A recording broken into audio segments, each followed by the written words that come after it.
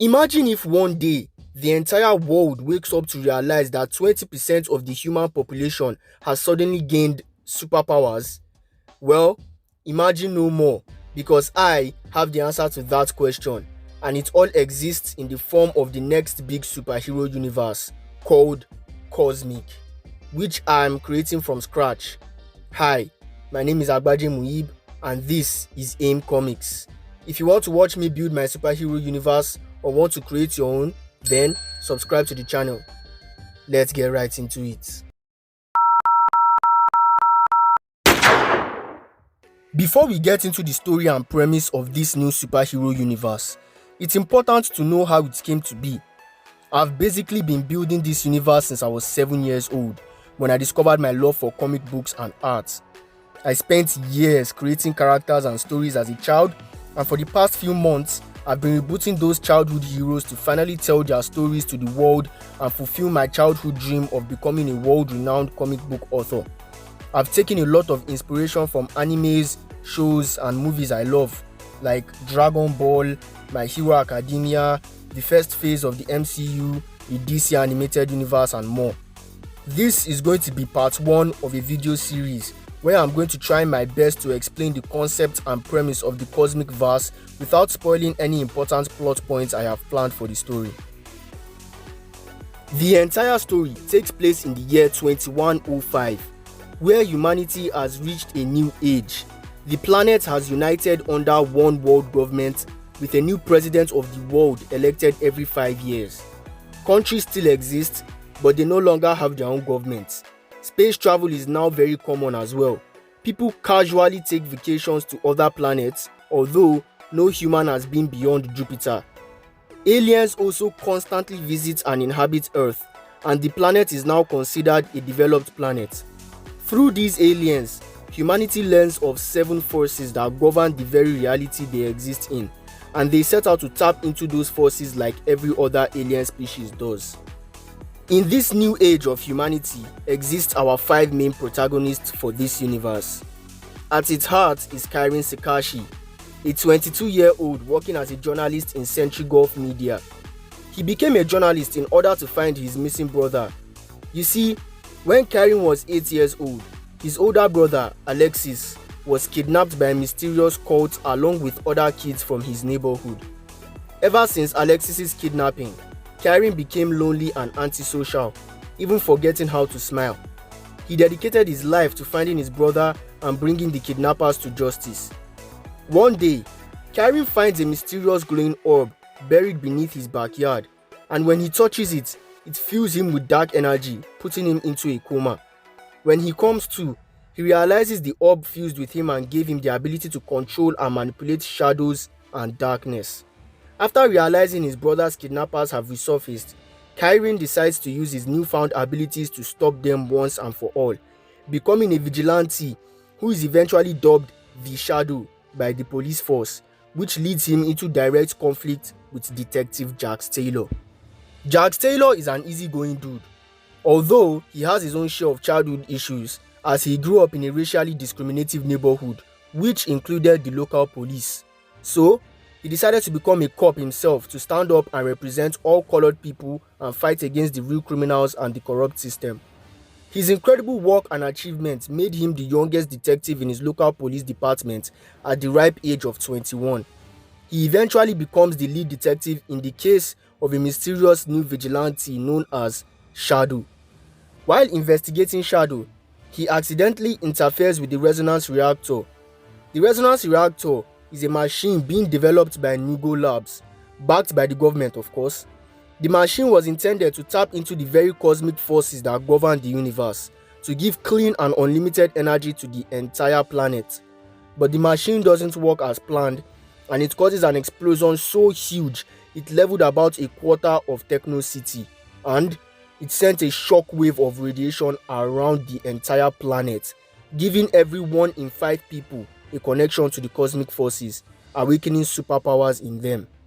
This event was later dubbed the Awakening. Jax was also affected, being hit point blank by the explosion and being doused with electricity. He became critically injured and was forced to take a sabbatical to recover.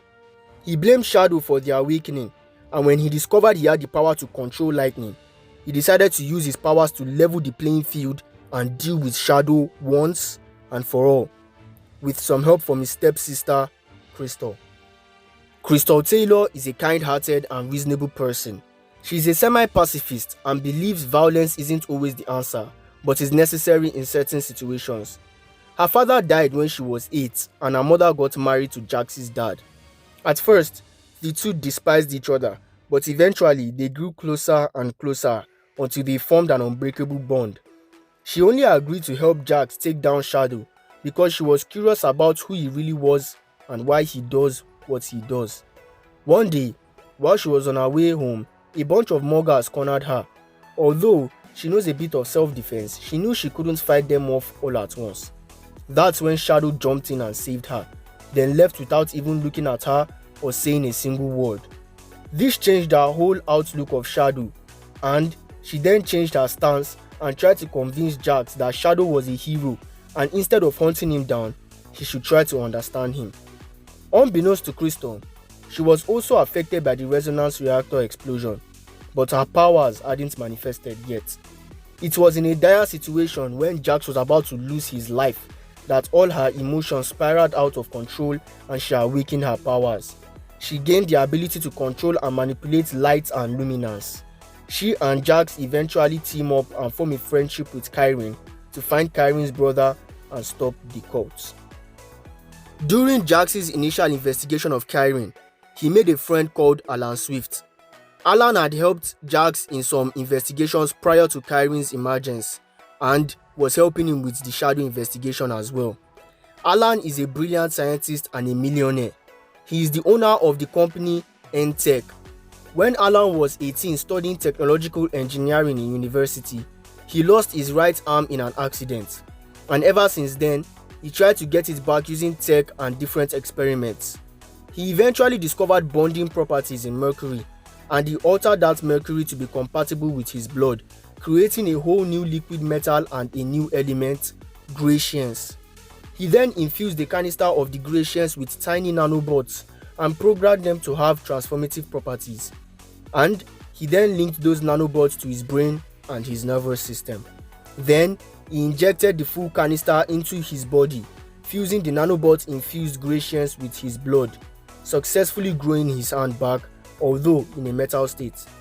He also gained regenerative abilities, and he could bring out the metal from his body to create weapons and armor. Alan was off planet during the resonance reactor explosion, as he was trying to find a new power source and find a cure for the disease the Gratians was giving him because of its chemical properties. He only came back to Earth after realizing one of his creations has gone haywire by the resonance reactor explosion and was wreaking havoc back at home. In the course of all these events happening on Earth, there was a prince on another planet called Telkon, which was located on the other side of the sun, who always wanted to leave his duties as a royal and explore the universe to go to other planets. His name is Kelrin, and he finally got his wish when Telkon got a signal that another planet on the opposite side of their sun had awakened. Telkonians already had vast knowledge of the cosmic forces and were all connected to the power force, giving their race incredible physical strength and durability, as well as the ability to somewhat fly on planets that have weaker gravity. While Telkonian forces were trying to organize an expedition and some volunteers to check out the new planet, Kelrin decided to go on his own to check the planet out. Reluctantly, his father agreed, and Kelrin set out to Earth. When he arrived, he was so amazed and curious about everything, and he wanted to show off his abilities to the common Earthlings. He decided to become their superhero so they can all witness and love him, but they were not as welcoming as he thought. Humans fear what they don't understand, so they abused him, stoned him, and told him to get the hell back to his planet. No matter how much good Kelrin did, the backlash and insults never stopped. He never left though, because he believed one day they'd eventually stop and recognize the good he does for them. These 5 heroes bring a unique dynamic to the Cosmicverse, and they all eventually join forces together to fight a threat to not just them, but the entire universe. But when they are heroes, there must also be villains to challenge them. In the next video of this series, I'm going to be covering every single villain in this universe so we can get a sense of the kind of threats these heroes have to face in order to save the day. If you want to watch more of me building this universe, click the next video on the screen. But other than that, I'll see you in the next one.